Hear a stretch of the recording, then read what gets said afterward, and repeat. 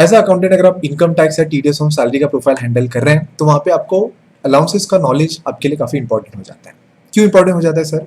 क्योंकि जो अलाउंसेस होता है वो टैक्स पेयर की टैक्स लायबिलिटी रिड्यूस करने में काफ़ी हेल्प करता है। ऐसे तो बहुत सारे अलाउंसेस है जो हम हमारे सेशन में इन डिटेल डिस्कस करते हैं, लेकिन आज के सेशन में मैं यहाँ पे हाउस एंड अलाउंस, जो one of the most important allowance आप बोल सकते हो, जो कॉमनली यूज किया जाता है, उसको हम यहाँ पे सिंपल भाषा में एक एग्जाम्पल के थ्रू समझेंगे। ये जो अलाउंस है इसको हम 2 से 3 कैटेगरी में समझेंगे। सबसे पहला, कौन इसके लिए एलिजिबल होगा, कैसे इसका कैलकुलेशन होगा, और इसका आपको एग्जेम्पशन कैसे क्लेम करना अगर कोई फैक्टर चेंज होता है तो यहाँ पे हम सिंपल एग्जांपल से इसको समझते हैं। तो यहाँ पे हमने सिंपल सा केस स्टडी कंसीडर किया जहाँ पे हमने basic salary, DA, house and allowance and जो रिमेनिंग अलाउंसेस है उसको एक एक्यूमुलेटेड वैल्यू मैंने कंसीडर किया लाइक 35,000, और टोटल यहाँ पे उनको जो सैलरी पर मंथ रिसीव हो रही है दैट इज 82,500 का सैलरी जो उनको रिसीव हो रहा है। करेक्ट है? तो अगर आप उन्हें एचआरए का एग्जेम्पशन नहीं प्रोवाइड करते तो उस केस में उनको 9,90,000 पे पूरा टैक्स पे करना होगा। लेकिन अगर आप एग्जेम्पशन उनको प्रोवाइड करते हैं तो वहाँ पे आपको वो कैलकुलेशन कैसे कंसीडर करना है, उसको आप कितने तक का एग्जेम्पशन दे सकते हैं, उसको हम सिंपल भाषा में यहाँ पे समझेंगे। तो सबसे पहले मैं आपको बताता हूँ कि कौन लोग इसके लिए एलिजिबल होंगे। तो सबसे पहला चीज ध्यान में रखना कि जो सर सैलरीड पर्सन है जिनको एचआरए रिसीव हो रहा है वही लोग एचआरए का बेनिफिट कंसीडर कर सकते हैं। मतलब सर जो सेल्फ एम्प्लॉयड वो कंसीडर नहीं कर सकते? नहीं।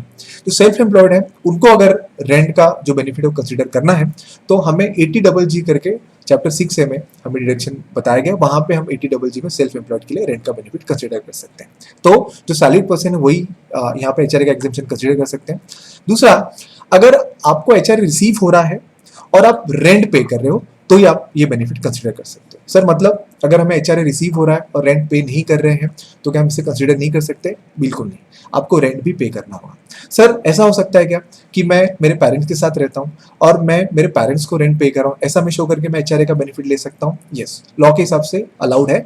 आप ऐसा शो कर सकते हो कि आप आपके पेरेंट्स को रेंट पे कर रहे हो और उसका भी आप एचआरए के लिए बेनिफिट कंसीडर कर सकते हो। सर अगर मैं स्पाउस को पे कर रहा हूँ उसको कंसीडर कर सकता हूँ क्या? नहीं, वो अलाउड नहीं है। स्पाउस के केस में अलाउड नहीं, पेरेंट्स के केस में अलाउड है, वो आप एचआरए के लिए कंसीडर कर सकते हो। तो सबसे इंपॉर्टेंट चीज आपको ध्यान में रखना है कि आपको एचआरए रिसीव हो रहा है पहला, और आप रेंट पे कर रहे हो, उसी केस में आप एचआरए का बेनिफिट कंसीडर कर सकते हो। तो ये जो बेनिफिट है इसके लिए हमें सेक्शन 10 में यहाँ पे कुछ कैलकुलेशन प्रोवाइड किया गया इनकम टैक्स डिपार्टमेंट के थ्रू।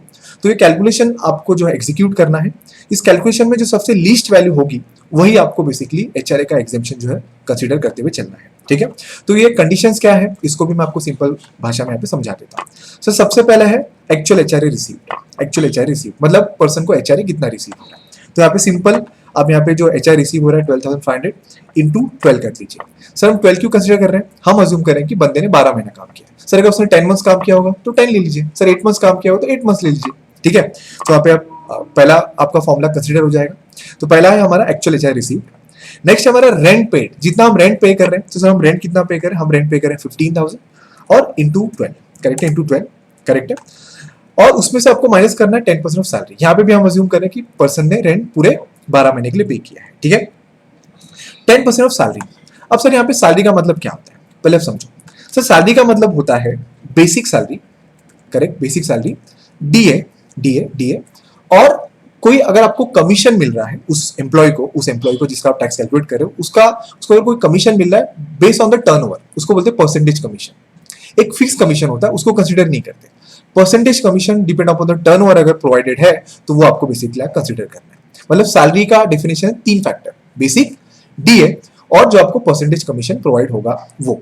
ठीक है? दूसरी चीज आपको ध्यान में रखनी है कि अगर आपकी कंपनी रिटायरमेंट बेनिफिट देती है तो रिटायरमेंट बेनिफिट में डीए को कंसीडर किया गया है कि नहीं, और किया गया है तो कितना परसेंट किया गया है, क्योंकि जितना परसेंट रिटायरमेंट बेनिफिट के लिए कंसीडर किया गया होगा उतना ही डीए आपको कंसीडर एचआरए के लिए भी कंसीडर करना है। आई होप आपको समझ रहा है। करेक्ट है? अगर आपकी कंपनी रिटायरमेंट बेनिफिट कंसीडर नहीं कर रही है तो सिंपल आप यहाँ पे डीए कंप्लीट यहाँ पे कंसीडर कर लीजिए। ठीक है? तो यहाँ पे हम सिंपल जो हमारे केस में हमने जो यहाँ पे केस स्टडी कंसीडर किया, यहाँ पे कमीशन का कोई इन्फॉर्मेशन हमें प्रोवाइडेड नहीं है, तो हम स्ट्रेट क्या कैलकुलेशन करेंगे। हम हमारा जो बेसिक सैलरी होगा, करेक्ट है, प्लस हमारा जो डीए होगा, करेक्ट है, डीए, करेक्ट है, उसको हम इंटू 12 कंसीडर करेंगे। इंटू 12 मतलब ईयरली हो जाएगा। अब इसको हमें क्या करना पड़ेगा, इसका 10% फाइंड आउट करना पड़ेगा। तो 10% हम कैसे फाइंड आउट करेंगे? With formula into 10%। करेक्ट है? तो हमारी जो वैल्यू आई वो आई 42,000। तो सिंपल हम यहाँ पे 180 में से 42 माइनस कर रहे हैं। 42 क्यों माइनस कर रहे हैं सर? क्योंकि फॉर्मूला हमें बता रहा है rent paid minus 10% of salary. मतलब हमारी जो सेकंड वैल्यू आई वो आई 1,38,000। फर्स्ट वैल्यू हमारी 1,50,000 आई। करेक्ट है? सर नेक्स्ट है यहाँ पे 40 और 50% ऑफ सैलरी। सर 40 एंड 50 मतलब अगर आप नॉन मेट्रो सिटी से बिलोंग करते हो तो आप 40% कंसिडर करिएगा, अगर आप मेट्रो सिटी से बिलोंग करते हो तो 50% कंसिडर करिएगा। हम मान के चलते हैं कि हम मेट्रो सिटी का कैलकुलेशन कर रहे हैं, तो हम यहाँ पे जो कैलकुलेशन करेंगे वो यहाँ पे बेसिक प्लस डी है, करेक्ट है, यहाँ पे इंटू 12, करेक्ट है, और उसका हमें 50% कंसिडर करना है, करेक्ट है। तो हमारी जो थर्ड वैल्यू आई वो आई 2,10,000। तो अभी तीनों वैल्यू आपकी फाइंड आउट हो चुकी है। ये तीनों में से जो सबसे लीस्ट होगा, जो सबसे मिनिमम होगा, वो आपको बेसिकली यहाँ पे कंसिडर करना है। तो हमारे एग्जांपल में जो सबसे लीस्ट वैल्यू आ रही है 1,38,000 आ रही है, तो यहाँ पे हम जो एचआरए होगा वो वहाँ पे हम 1,38,000 माइनस कर देंगे, मतलब वहां पे उनका जो एचआरए टैक्सेबल वैल्यू होगा वो आप देख सकते हैं ओनली 12,000 होगा, मतलब एक्चुअली वो 990 पे टैक्स कैलकुलेट या फिर पे करने वाले थे, अब वो खाली 8,52,000 पे ही पे करेंगे, क्योंकि आपने 1,38,000 का क्या दे दिया, अंडर सेक्शन 10 में उनको एग्जेम्पशन दे दिया एचआरए के लिए, करेक्ट है। आई होप आपको क्लियर है। अब यहाँ पे मैं बहुत इंपॉर्टेंट चीज आपको बताते हुए चलूंगा कि अगर आपके कुछ factors through out the year change होते हैं तो आपको एचआरए ब्रेकअप में करना होगा। सर फैक्टर चेंज होगा मतलब, जैसे कि आपका इंक्रीमेंट हुआ थ्रू आउट द ईयर तो सैलरी चेंज होगी, या आपका रेंट चेंज हो रहा है। सर रेंट क्यों चेंज होगा, मान लेते हैं आपने जगह चेंज की या फिर आपका रेंट एग्रीमेंट रिन्यू हुआ तो वहां पे आपका रेंट जो है वो चेंज होगा। तो अगर ऐसा कुछ फैक्टर हो रहा है कि वहां पे आपका सैलरी चेंज हो रही है या फिर रेंट चेंज हो रहा है, तो आपको जो कैलकुलेशन होगा वो ब्रेक में करना होगा। सो ब्रेक का मतलब थोड़ा एग्जांपल करेंगे तो समझ में आ जाएगा। तो सिंपल आप कंसीडर करिए कि मान लेते हैं मैं यहाँ पे डायरेक्टली 138 कंसीडर कर ले रहा हूँ, करेक्ट है, यहाँ पे कैलकुलेशन तो आपको क्लियर है। अब मान लेते हैं ऐसा होगा कि सर इन्होंने ये जो 15,000 रेंट है ये इन्होंने अप्रैल से लेके सितंबर के लिए पे किया। सर कभी के लिए पे किया, अप्रैल से लेके सितंबर के लिए पे किया। और सर यहाँ पे उनका अक्टूबर से जो रेंट है, करेक्ट, अक्टूबर से लेके मार्च के लिए जो रेंट है वो बेसिकली उनका हो जा रहा है 16,500। तो क्या यहाँ पे मुझे ब्रेक करना होगा? यस। तो मुझे यहाँ पे जो कैलकुलेशन होगा वो यहाँ पे अप्रैल टू सितंबर के लिए सेपरेट कैलकुलेशन करना पड़ेगा, और अक्टूबर से मार्च के लिए यहाँ पे मुझे सेपरेट कैलकुलेशन करना होगा, तब जाके एग्जैक्ट मैं एग्जेम्पशन फाइंड आउट कर सकता हूँ। ये बहुत इंपॉर्टेंट है, करेक्ट है। तो यहाँ पे ये जो कैलकुलेशन आप करेंगे या अपने 12 मंथ्स के लिए, तो ये आप यहाँ पे 6 मंथ्स के लिए कंसीडर करेंगे, और फिर यहाँ पे रिमेनिंग आप जो है 6 मंथ्स कंसीडर करेंगे, मतलब यहाँ पे एचआरए 12,500, करेक्ट है, और इंटू 6, करेक्ट है, मतलब यहाँ पे आपको ब्रेक में करना होगा। जो आप रेंट कंसीडर करोगे तो यहाँ पे अप्रैल टू सितंबर के लिए 15,000 कंसीडर करोगे, और जो अक्टूबर टू मार्च होगा उसके लिए आप 16,500 कंसीडर करोगे, मतलब आपको यहाँ पे ब्रेक करना होगा।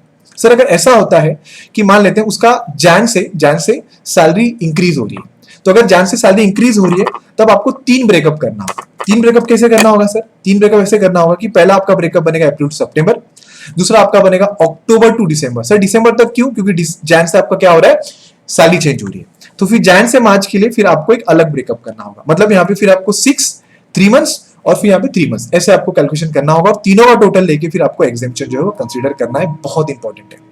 तो आई होप आपको ये पूरा जो एचआरए का जो कैलकुलेशन है सिंपल, यहाँ पे सिंपल केस स्टडी से समझा है। फिर मेरा रिक्वेस्ट है कोई डाउट, कोई क्वेश्चन है तो कमेंट सेक्शन में पूछ लीजिए। Thank you so much.